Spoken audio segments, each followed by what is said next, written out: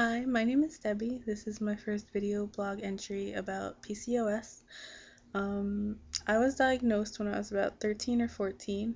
My pediatrician told me that she thought that I may have PCOS and sent me for blood work, and it turns out I did. They based it off of my testosterone levels, as far as I know, and the fact that I wasn't having periods. That was about all I knew at that point, was that it could affect my testosterone and that I wouldn't get periods. And no one ever told me about some of the other effects of it, the insulin resistance, the diabetes, the cancer, the heart attack, the stroke. But even if they had, I'm not sure if it would have made a big difference at that point. When you're that young, those kind of words don't seem like they could ever apply to you. I went to an endocrinologist and he started me on metformin, which made me horribly, horribly ill. It was pretty bad. So within the past month, I started a low glycemic index diet, and I've been using my Bowflex for resistance training. And within the last week now, I've been doing cardio, and I hate it with every fiber of my being, but it's for a good cause, I guess.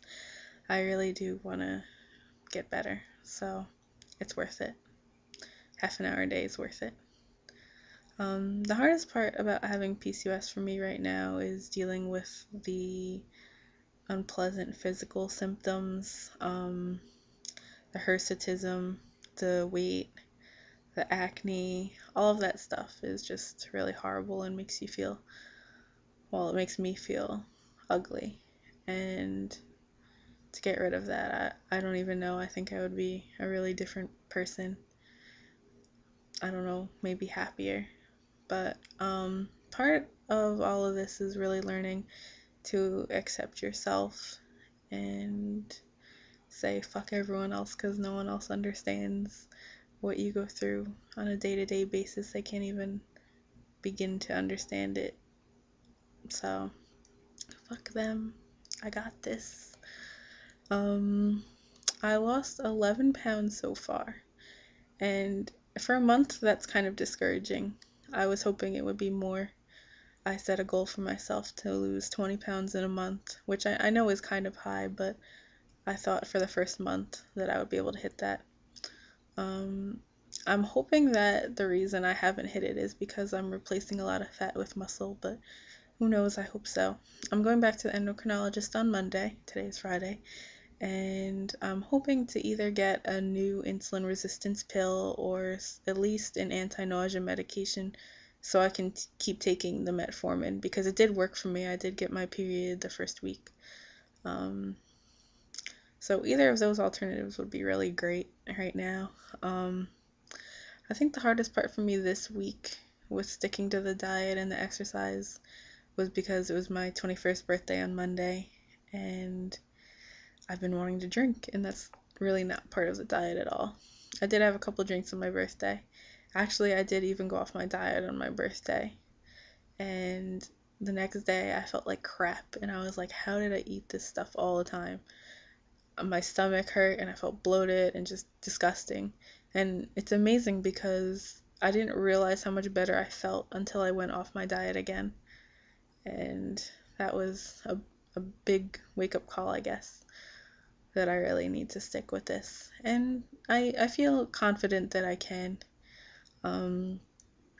It's funny because you never really know what you're capable of until you push yourself to that.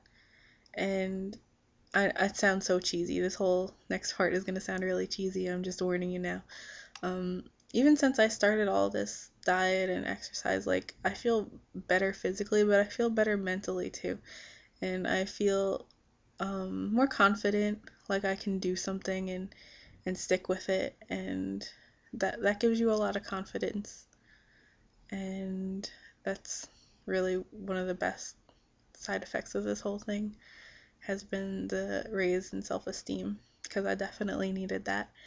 And when I was doing the Bowflex, I was staying with 15 pounds on each side, and I would up it gradually, but one day I decided, let me put it up at 30 on each side and see if I can do it. And sure enough, I did the first exercise, but I struggled through the whole thing. And I went back and told my friend, oh, I can't do this is too hard. But as soon as I typed it, I was like, but I did do it. And yeah, it was hard, but that's how it's supposed to be. So I stuck with it, and that was really cool. And I think that was kind of monumental, one monumental moment in this whole journey this past month. And for months to come, I'm going to remember that, I think. It's really hard to push yourself past where you're comfortable. And a lot of people can't do it or won't do it. They don't want to, if they can't do it and they don't do it, they don't want to see you do it. People that are overweight will try to discourage you from losing weight because you're a reminder of what they're not doing. And it sucks to see that. It does. So I think a lot of my inspiration comes from within myself because you can't diet for someone else. You know, other people have told me you should go on a diet, you should lose weight, but every time I did it because someone else wanted me to, I wouldn't stick with it. When you do it for yourself and you support yourself, then you're gonna succeed. Because, I don't know, I can't rely on other people to do this for me or to make me want to do it. So, I guess that's all I have to say for now.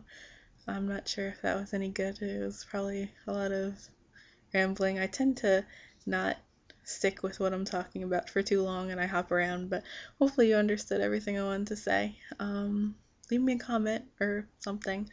So, until next time, bye.